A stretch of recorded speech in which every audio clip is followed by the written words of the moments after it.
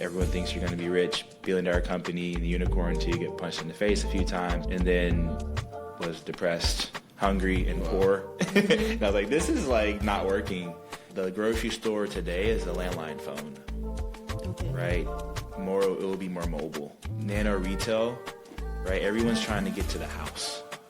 Went down this rabbit hole around food insecurity and the 40 million people that live in these areas and realized, wait, it's not about just the food insecurity areas. It's really about the whole food supply chain.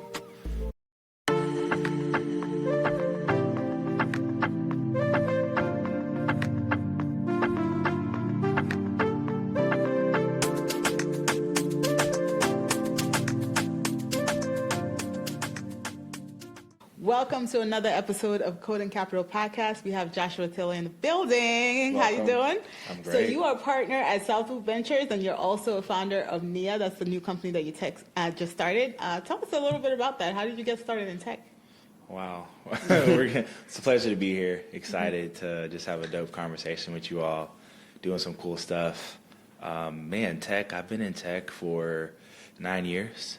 So I started off in finance. I was All-American sprinter and hurdler in college and thought I would go to the Olympics, but most of us go pro in something other than sports. So started off in banking on the debt side for almost 2 years. Thought I was going to work at a hedge fund in Connecticut, where you're from.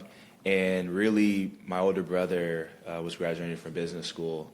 Long story short, started helping him out with an idea he had around long-distance ride-sharing. I really thought that we could do what BlaBlaCar did in Europe and translate that to the U.S. Okay. We'll cut out the long story there, but I quit banking and didn't go into hedge fund space, into the alternatives at that point, but really dove down this path of entrepreneurship and learning what startups was about, what the venture capital game was about. Did not know what it was about at that point, but really learned a lot over a 5-year period of just understanding product management, learning what a full technical stack is. Okay. I'm not that technical. I'm like a second grade coder. But just understanding the fundamental pieces of what it is to put a product into the market and try to understand the bigger opportunity and within the wedge you're going into. Yeah. So don't have a lot of big tech experience, but I just know a lot about a lot from that experience. We did a lot of different pivots through those 5 years. Raised over $1 million, but that's a whole nother story of that struggle. Talk about that. Of that struggle bus. Yeah. Everything is not what it seems. And then I was 24 when we started. Okay. Everyone thinks you're going to be rich, billion-dollar company, the unicorn until you get punched in the face a few times, and we could dive into those things.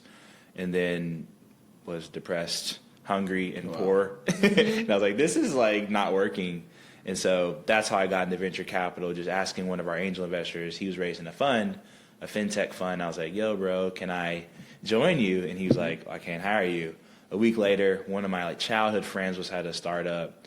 Man, just passed it to my big brother. I was raising his fund. We ended up passing, but he made me a scout at his fund. And so became a full-time employee at a Texas-focused fund called Capital Factory. About 6 months later, while I was working at a crypto startup that was based in London. And just the last 4 years, been investing 2 years at Capital Factory and the last 2 at SouthLoop, increasing my involvement there. You said a lot, but we're definitely going to get into the nitty-gritty details of everything you said. We just wrapped up AfroTech recently in Houston, and this is one of the biggest conferences out here, actually for underrepresented people in tech, right? And you were a major part of that this year. Can you tell us how your experience was and what you guys ended up doing at the conference this year? Yeah, I don't know about major, but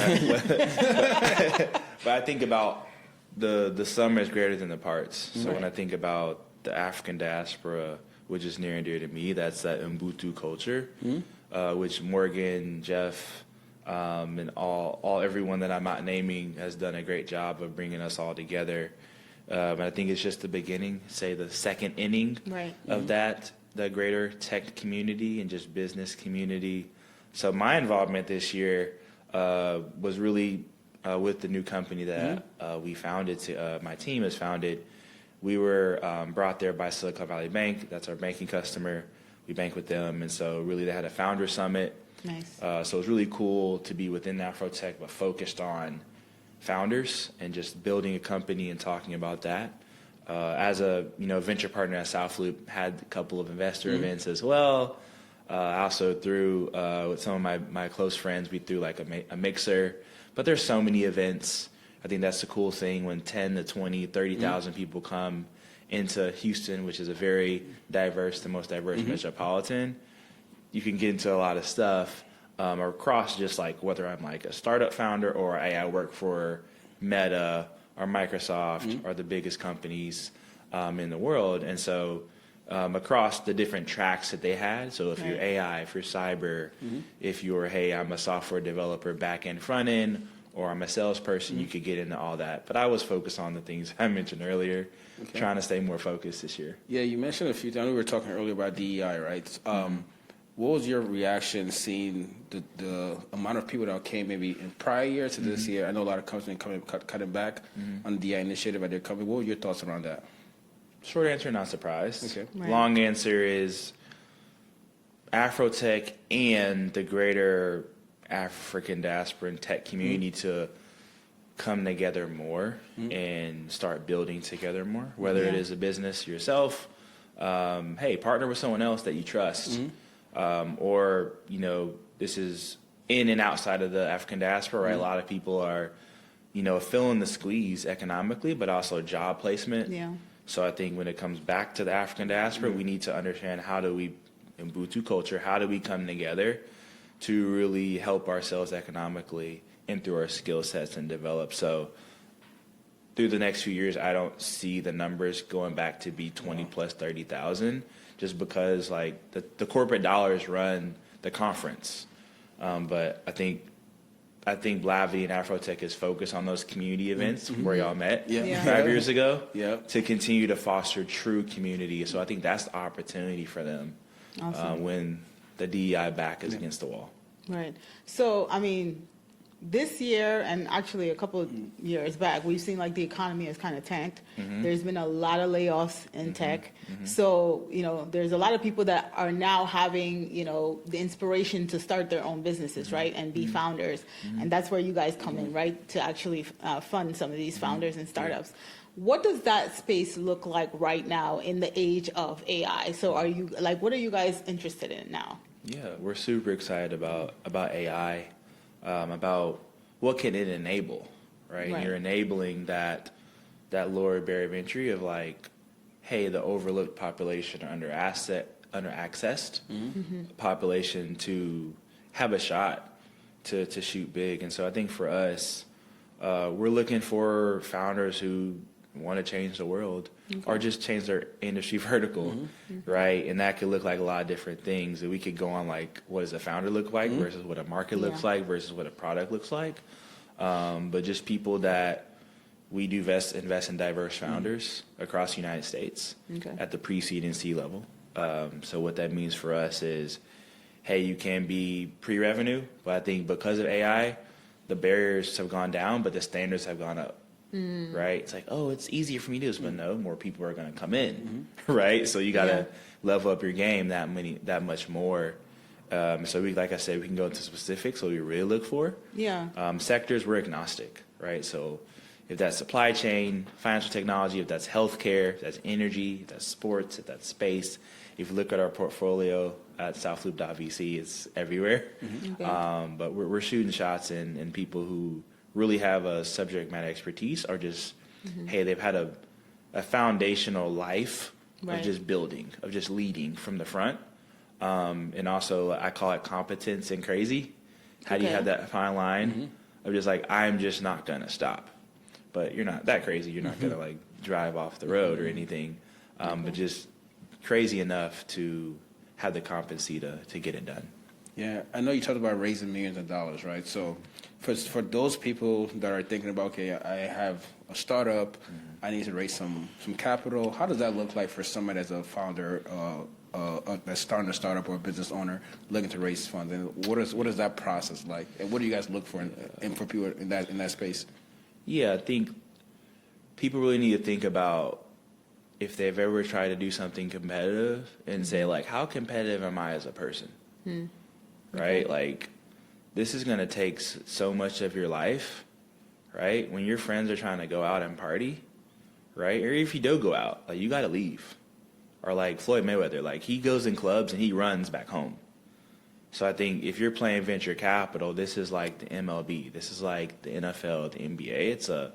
Everybody wants to do that when they're a kid. Oh, I want to be a superstar. I want to be Beyonce. Like, do you know what she has to go through? Right. So I think from that perspective, if you're trying to raise venture dollars, that's like the 1%. And those are people who just raise the money, not become a successful company, meaning to me a meaningful exit where the founder has substantial equity that could change their life, in their family's life, in their community's life. And so I think the founder needs to ask himself that. And then it's like the competence and crazy. That's within that lines of competence and crazy.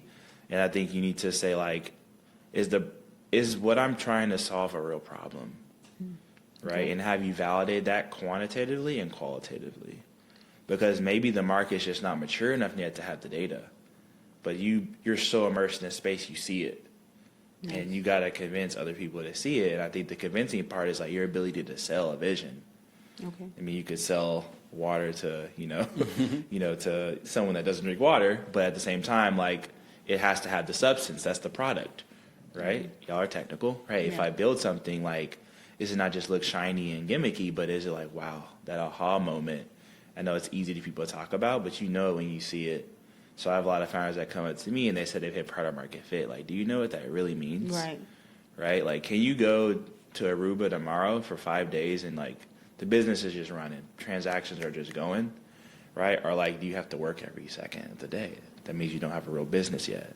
Mm-hmm. So I could keep going, but that's like some high-level things. So do you guys, as a seed and pre-seed venture VC, are you looking for traction before you take on, someone, or are you just like come with your ideas? Yeah, and traction could range, yes, ma'am. Okay. I think, like, we just invested in a company that did over $2 million in annual recurring revenue, ARR, in 10 months. Okay. There's been other companies where they didn't have any consistent revenue, but the contracts they could fulfill could get to that amount, or the founder was super exceptional, the team, or we thought the market was interesting enough to go in. So there's no investment deal that we do at one size fits all. Okay. I would say as venture capitalists, you are a sniper, right? Just because 100 hogs run across doesn't mean you're going to shoot all of them. Right. No disrespect to all the non-animal lovers. The animal lovers out there is just an analogy. So I think that's kind of the thing in terms of traction. And just because you have $1 million in revenue, okay, how fast was that? It's about velocity. We're just putting fuel to your fire.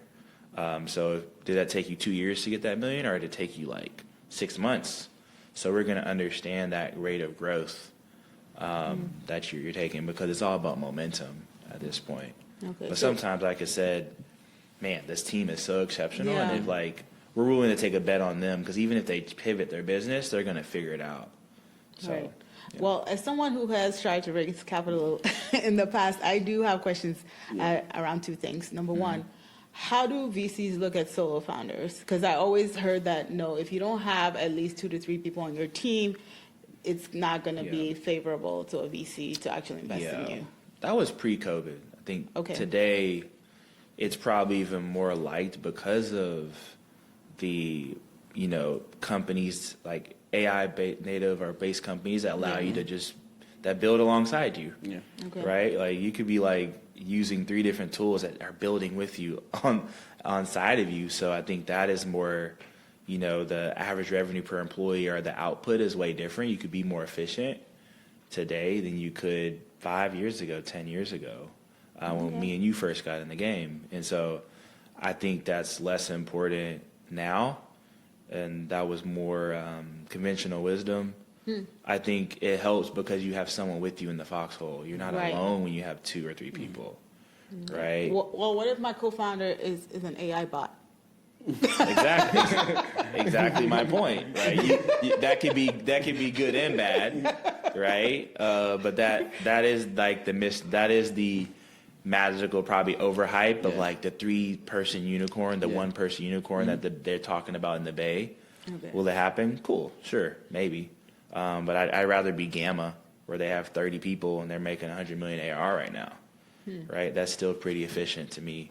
So you don't have to be single founder, but it's definitely more popular now, or more accepted. I'll say more accepted To be a now. solo founder. It's just like, okay, who's around you, right? And I think it's easier as a solo founder because there's less decision making, right? Even if you have two founders like Airbnb, they have 3 co-founders. They all are billionaires now.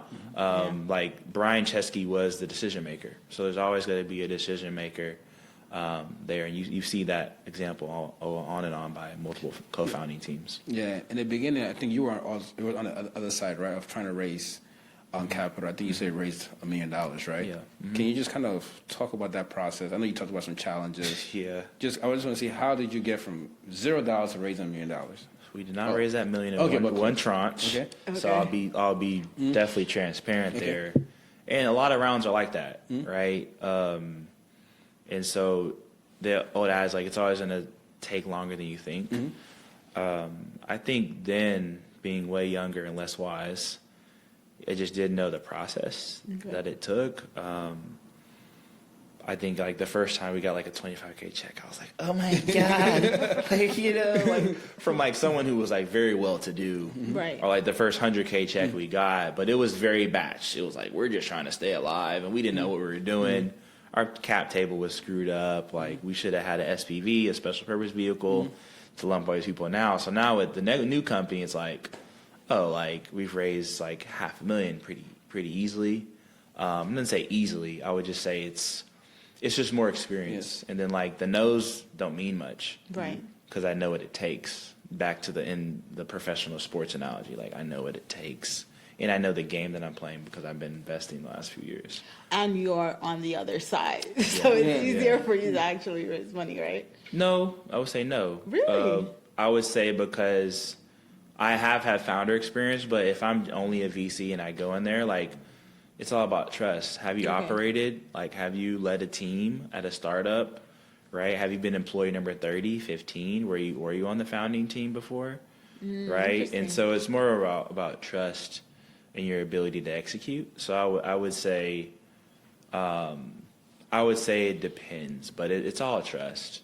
Life is about trust and relationships. So I think that's a good segue to kind of get into your new company. Yeah. Can you tell us about that? I know it's about food insecurity, kind of like a Uber Eats. And what kind of led to that? I know you're going to talk about the problem you're trying to. So like, what led to that specific type of business? Yeah. So definitely, I think about NIA is focused on the whole food supply chain, from farm to fork. I would say where we focus at is really being able to deliver groceries where people live, work, and play.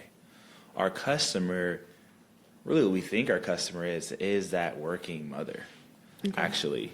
And we're proving that out more at scale now, and we're still very, very early. I think what got me excited about it, and my brother, it's just his initial idea. We were actually both in venture capital. He was at a Series A fund, focused on automotive, transportation, and mobility, so relationships. Right. Remember, that was our first company, right? They passed on us on a term sheet, October 2017. One of the general partners called him, and 3 years later, November 2020, said, hey, we need some help. And we were starving entrepreneurs, and so brother became a senior associate at that firm. So 2 years later, it's like, hey, what do you want to do with your life? This is like promotion to partner or ship out. That's kind of how finance is. And so brother was like, I really want to solve food insecurity before I die. And so went down this rabbit hole around food insecurity and the 40 million people that live in these areas, and realized, wait, it's not about just the food insecurity areas. It's really about the whole food supply chain, right? And the inefficiencies there. And really said, like, what if we could decentralize the storefront, right? And make it more accessible for people to have that convenience at an affordable cost, because even if you make 200 plus a year, respectfully, groceries are still expensive, right? So, and people in these areas, not everybody is low income, actually. And then the demographics we want to serve first, those demographics, people who are even high income, actually live, work, and play in these areas. So like in Sunnyside or in Third Ward, right? And I could list a lot of zip codes, but I won't. So for us, we realized that the supply chain is moving from very big, robust Goliath to more David, modular, agnostic. And so that's the trend that we're betting on. And we're betting on really my Web3 experience is like we're moving to more decentralization, right? Local approach, global scale. And so when my brother first said, hey, we're thinking about raising summer this year, that's why I didn't sleep half the summer. Getting excited about, wow, this really is purposeful. Nia means perfect, purpose in Kwanzaa. But this could be very profitable business and a big business. So yeah, we could nerd out about what is purposeful and profitable in today's technocracy. But yeah. That's awesome. So can you actually explain the actual product? So I was thinking it was more like is it like an Instacart? And how does that work? Like from the customer to actually what you're building? Yeah. So what we do is it's niafreshmarket.com, right? So of course, grocery is a location-based business. We're focused on the Houston area right now. Okay. So you go there, you order your groceries, right? For a specific zip code that you're in, you could locate new, AKA storefronts, what we call sites that are available.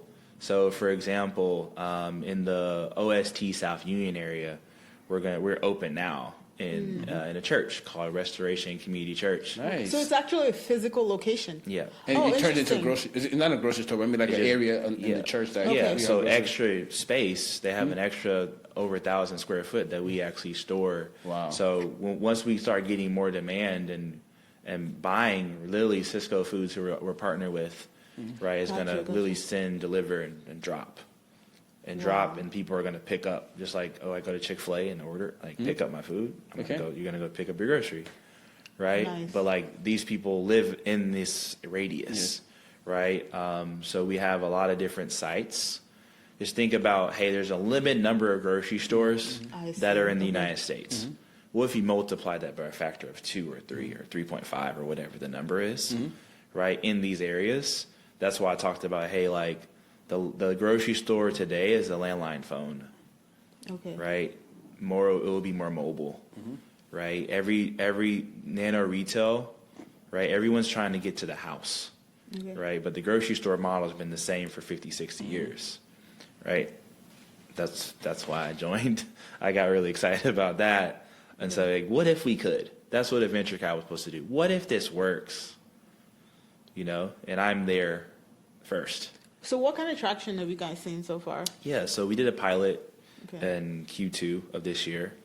We did exactly 1,063 orders with our spreadsheets and cars for one site, World Harvest Outreach Church.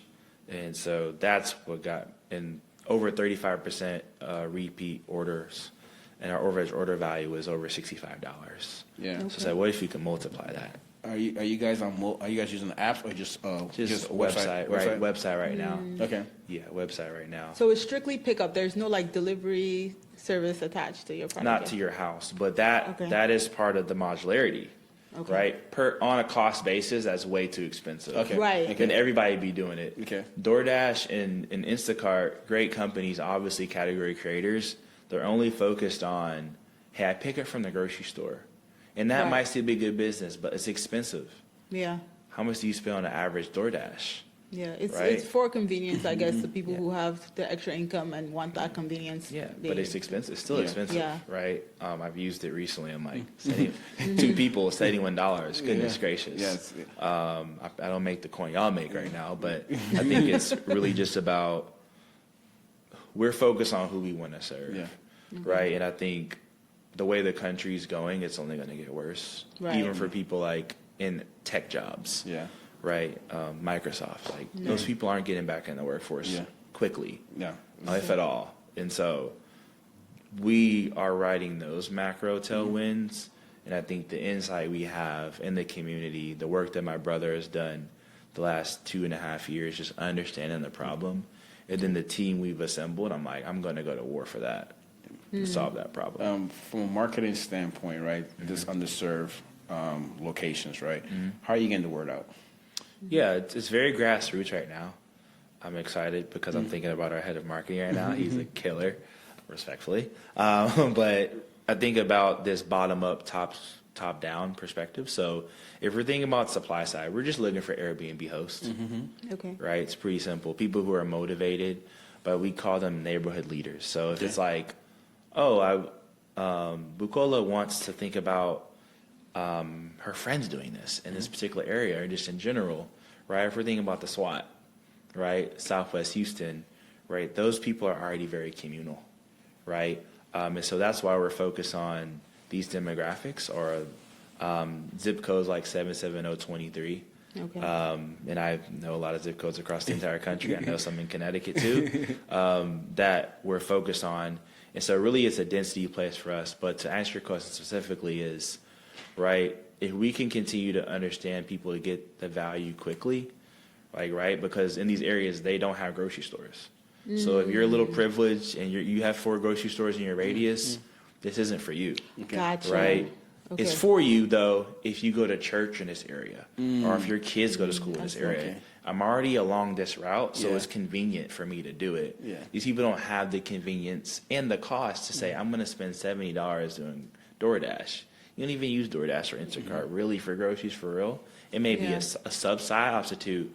We're saying, hey, if someone could just get their essentials. So our SKU count is focused on your meats, your bread, your produce, your vegetables, right? That's what we're focused on, right? And we could say, hey, what else do people want? And we could understand that demand for the distributors, right? And so there's a lot I'm not saying, but I think the biggest part is, hey, these people don't have convenience.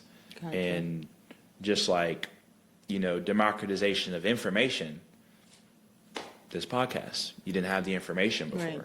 So but at the click of a button, you can get to wealth with Code and Capital. Yeah. We're just doing the same thing for food. Click of a button in my cart, in a few days, my food's gonna be there. I could walk over. I don't have to take 2 buses anymore. I love that idea. In terms of like the costs, right? Are you guys like competitive with like HEB, Aldi's? What would you feel like your price point is at? So that was what also got me excited, is that through our technology, right, through our back end, through our software we're building, and through our price comparison, we could get prices just as good or better than Walmart. Wow. Okay. And so that's another thing that's keeping me from sleeping. And so that's why we think about not just about the demand side, but the supply side as well, to the farm. But we're focused mostly on the Cisco, U.S. Foods, Gordon's, and so those particular players, from the local distributors all the way up to Cisco, who does $80 billion a year. Yeah. Any incentives for this location, these churches? What are the incentives for them to kind of? Yeah. So it is a rev share. Okay. It is a rev share. We're thinking of, we have the price of what that rev share is. I think it's an adaptation to figure out how we serve them. Okay. I think it is a purpose and profits play in terms like, hey, we really want to serve our community. It's not just churches; it's any building where that wants to do this and serve their community and reap some of the reward monetarily. But really, it's once the community starts to eat better, they will feel better, they will be better, and we will ignite. Neighbors will nourish neighbors, and that's what we're focused on. Nice. Amazing. So just wrapping up, where can people find you if they want to learn more about your business? Yeah, you can follow us on Instagram at Nia Fresh Market. Go to our website, niafreshmarket.com. I'm just on LinkedIn, Joshua JT Taylor. There's a lot of Joshua Taylors out there, but the one and only Joshua JT. Awesome. Thank you for joining us. Like, share, and subscribe, and we'll see you later. Code and Capital, baby.